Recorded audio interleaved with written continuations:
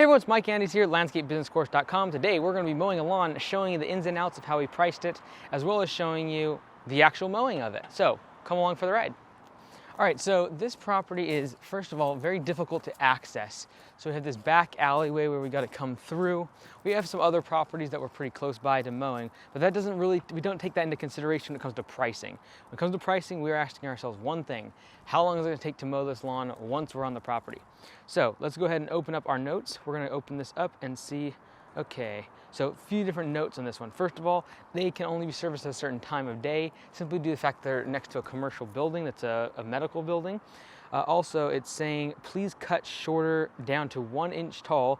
This yard has too many rocks, though, to cut at 1 inch. So basically, the notes are, hey, this person wants to cut really low, but there's a bunch of rocks in the lawn. So it almost makes it impossible to mow low. So I haven't been here for a very long time, but we can go ahead and take a look around.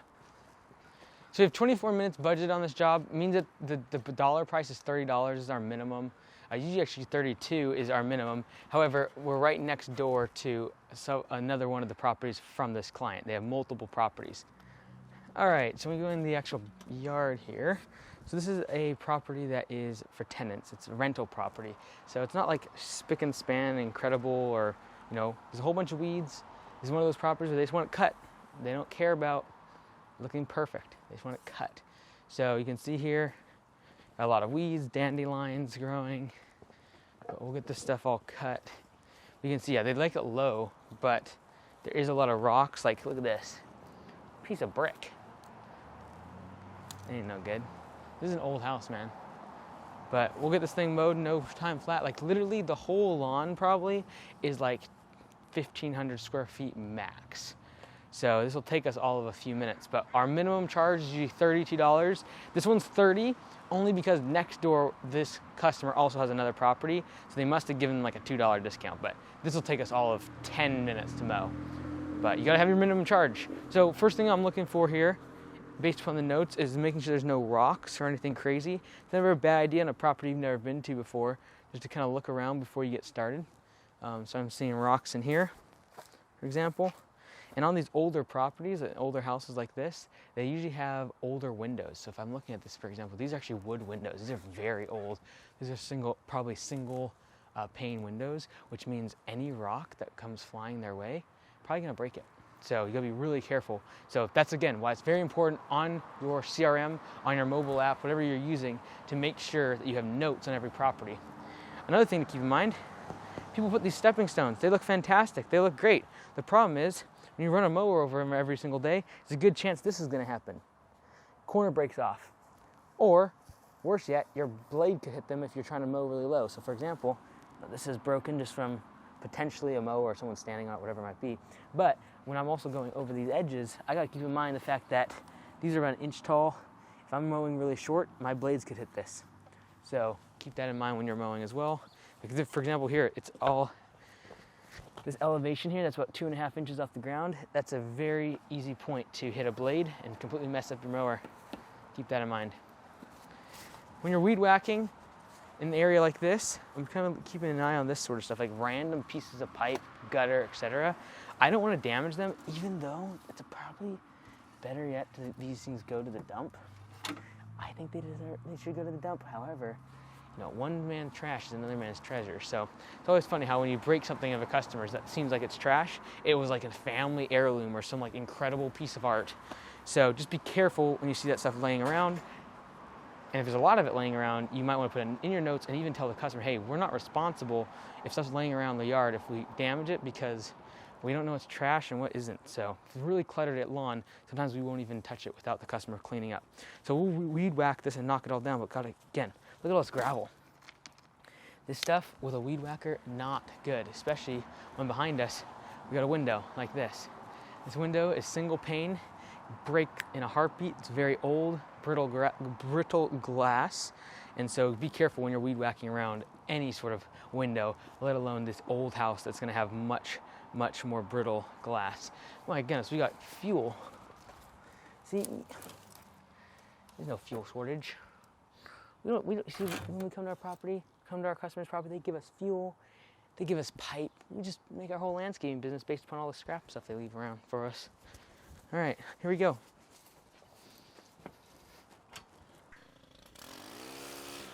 All right, so I'm gonna go ahead and add some color commentary and voiceover. Hopefully you can learn something about your business, pricing, and how we kind of do this job.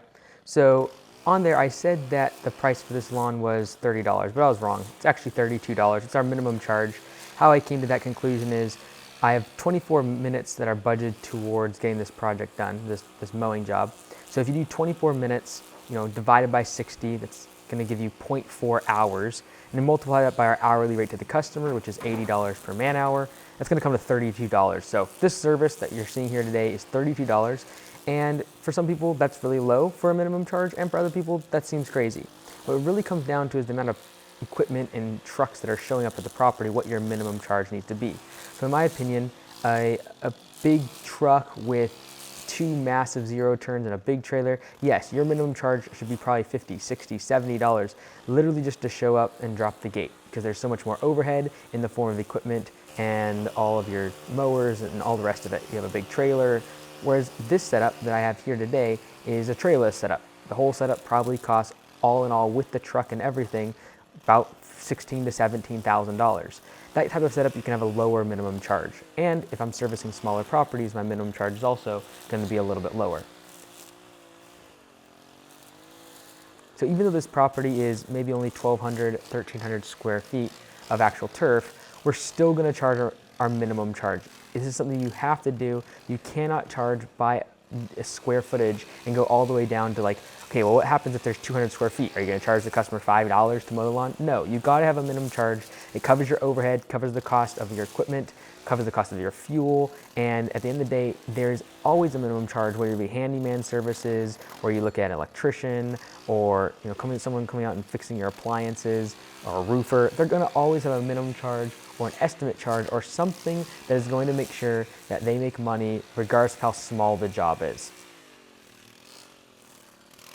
So in a property like this, you'll notice here there is a brand new fence they installed, this wooden fence. You'll notice I keep the revolutions low on the weed whacker. If you over time, if you keep weed whacking right up against the fence, even if it's wood, but even more importantly, vinyl, just remember that the weed whacker line on the end of that trimmer is literally going like 100 miles an hour. It's going extremely fast and can really damage a fence over time, even if it's wood. Now, if it's vinyl, it's even worse. Like literally you could chip it from day one. But even if it's vinyl, sometimes it'll hold up against the weed whacker line until over time you kind of wear it down, and then all of a sudden the fibers start coming out, you start making holes. But even for the wood, I recommend keeping your revolutions a little bit lower on your trimmer just to make sure you don't create a divot or like a scrape along the grass line over time on the wood, especially if it's painted. Like this white fence, even easier to make a mark because the paint comes off so much faster than making a mark and an indentation on the wood itself. One quick tip about when it comes to edging or using a weed whacker, it's like a maze. Did you know if you put your hand, when you go inside of a maze, put your hand on one wall and just keep walking and never let your hand go off that wall, you will eventually hit the end of that maze. Same thing with weed whacking. What you always want to do is start on one side and go one direction the entire way, and you end up at the place you started. So what you can do is, especially if your head of your trimmer is going anti-clockwise, you're going to go anti-clockwise, right? So for example, when I came in the gate, I started like this, because as this goes anti-clockwise, it's going to spit all the grass into the lawn. And because I weed whack an edge before mowing, I want to catch all those clippings. So I'm going to make sure that as this goes anti-clockwise, it's throwing grass into the middle of the lawn. I'm going to keep going around the lawn anti-clockwise all the way till here, and then when I mow, I'll suck up all those clippings. So I do not want to start over here, end up over here to where now I'm going this way. It's going anti-clockwise and spraying into the beds or onto the pathway. Always go anti-clockwise if this is going anti-clockwise. Pretty straightforward. We use these 30-inch mowers. They're a little bit smaller than like a traditional zero turn. You might get a 48 or a 52. But I'll show you what the nice thing about these 30-inch mowers are. Obviously, you could use a 21-inch mower too, but because this is our primary and only mower on these setups, we want to make sure that we maximize how much cut width we have. So the main reason though we use this instead of like a 48 or a 52-inch zero turn on these small lots downtown is this. gates. Almost every single property has a gate. This 30-inch mower will fit through no problem. Same thing as a 21-inch mower as well. But again, because this is the only mower we have on the truck, we want that happy medium between being able to get inside a backyard gate, but also on a bigger property, open lawn, still have 30-inch cut width is great. Okay, so as we said before, the customer likes it lower. I'm not going to give them 1 inch because I'll throw up so much gravel in this place, it'd be crazy. But I will go ahead and lower the deck. What's kind of cool of the Exmark is this back, whatever it calls, adjuster, adjusts both tires in the back. However, the front tires, you got to do individually. And I kind of think it's annoying. The new Skag 30 inches, you don't have to do this on, but this bad boy, we do. So I'm going to put this to 2 inches in the front here. Then you gotta do the other tire. So this could definitely be improved, I think. And this is one thing I do not like about the 30-inch Exmark. By the way, this is the Kohler engine, not the Kawasaki engine. The Kawasaki engine was their first model, and it was not quite as strong or powerful as the Kohler engine. So we need the Kohler engine, mostly due to the fact that we have a lot of rain, and we have to still cut grass in the rain, and we need that extra power on the motor to get through that long, thick, wet grass.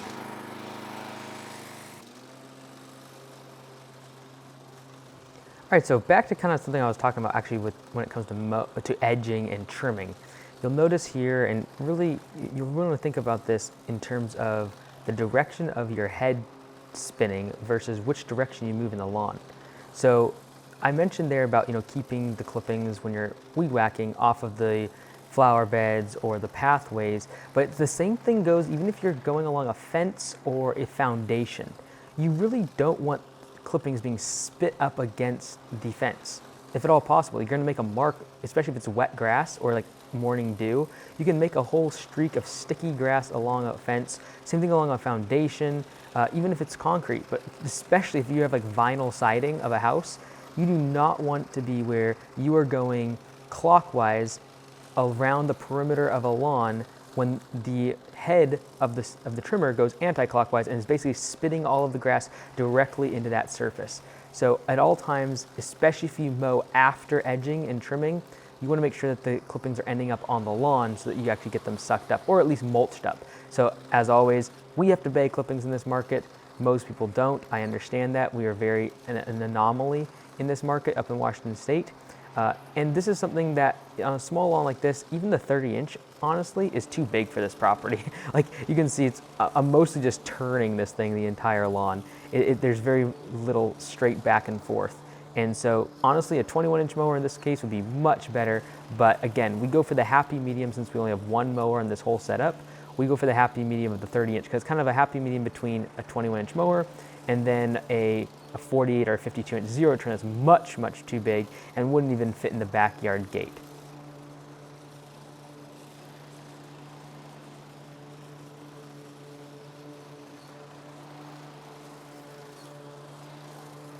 I just don't understand why people put these big 24-inch stepping stones in the middle of a lawn. Like whenever you put any sort of stepping stone on anything organic that's growing, like grass, it's going to buckle. It's going to look bad over time. It always amazes me how people's cars in our area are so nice compared to their houses because the houses cost so much. So that house that we're mowing right now, even though it looks dilapidated and old, is probably worth $600,000, I would say, maybe 550. But like that's just crazy. And so some people are like, well, the house is only like 50 grand and the truck is worth just as much. No, actually not. The real estate prices are extremely expensive. And that's why a property like this would still have us mow their lawn because the value of their home is so high. And it's something to keep in mind even over the past year and after we went through 2020 with real estate prices being so high, people really want their properties to look good.